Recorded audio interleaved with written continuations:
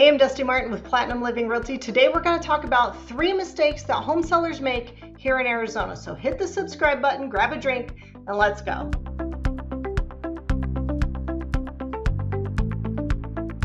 You're probably watching this video because you're thinking of selling your house and you don't want to overlook anything. You want to do it right the first time and you're trying to do your homework.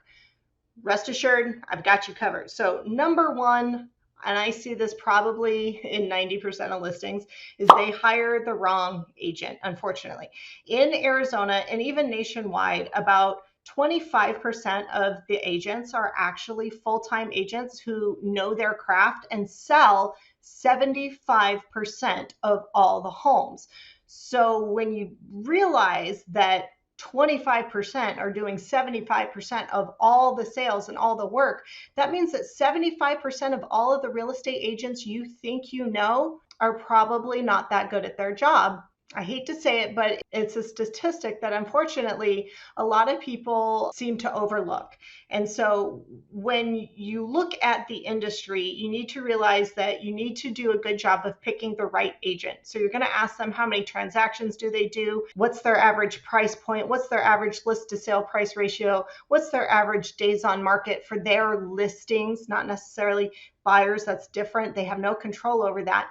But at the same time, you also need to look very, very closely at their marketing. I will drop a link in the description for the types of marketing that are super important. But even out of those 25% of agents that are doing 75% of all the work, 90% of all of those listings are still not optimizing video first advertising, which almost all of the major search platforms, Google, YouTube, like you're watching through right now, Zillow, Realtor.com, they all favor video. And if your agent isn't using video, you're already behind the ball. So I'll link that in the description below.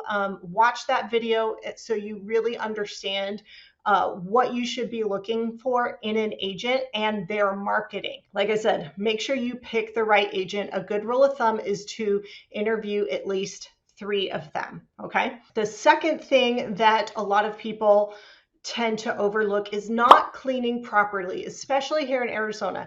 We have lots of dust. It's the desert, the wind blows every day, it settles in our house, and we get more dust in Arizona than like the Midwest or the Northeast and different parts of the country. And so when I bring buyers here, and 60% of my business is people from other places, and when they come into Arizona and they're looking through homes, they are seeing smudges and fingerprints and dust on everything. I'm talking the blinds, the light switches, the doorknobs, corners that are often touched on walls. You would be surprised how much dirt and grime even the cleanest of homes here in Arizona have without us even realizing it, because we've become accustomed to it. So one of the things I want you to do, I'm going to link another video on the 5 things that home sellers forget to clean, and I'm going to link that below. And I want you, when you're done here, to go watch that one to make sure you're cleaning everything properly. But trust me, some Swiffers,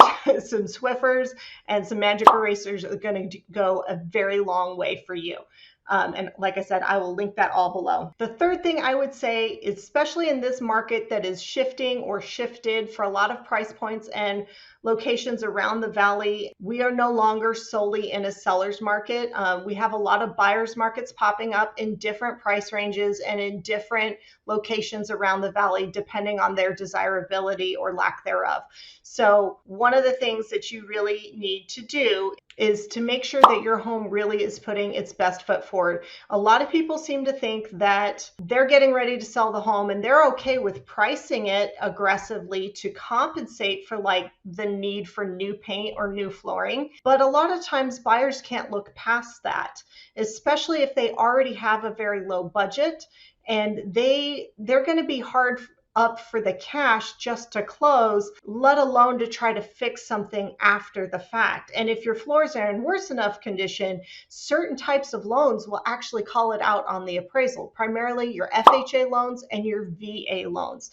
And so you need to look at the home through the eyes of both a buyer, but an appraiser as well, and see what things are appraisers likely to call out or are buyers likely to maybe think might be more than they can bite off and chew when it comes to your home. Paint and carpet are super cheap. I highly recommend starting with those. Pay attention to the flooring. The rule is if you wouldn't set a baby on it, it's not going to appraise.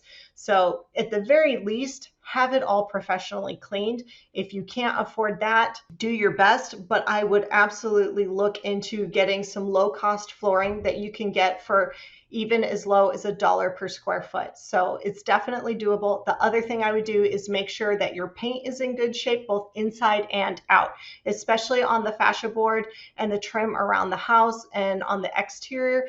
VA appraisers especially like to call out that peeling paint. And if you can't qualify for a VA or an FH loan and you're a lower price point, you're going to greatly reduce the amount of buyers that can ultimately purchase your home and afford to actually live there when it's all said and done. If you're wondering what your home would sell for in today's market, or if you're thinking you might need some other tips on selling your home, see this description below or visit my website at dustymartinrealtor.com.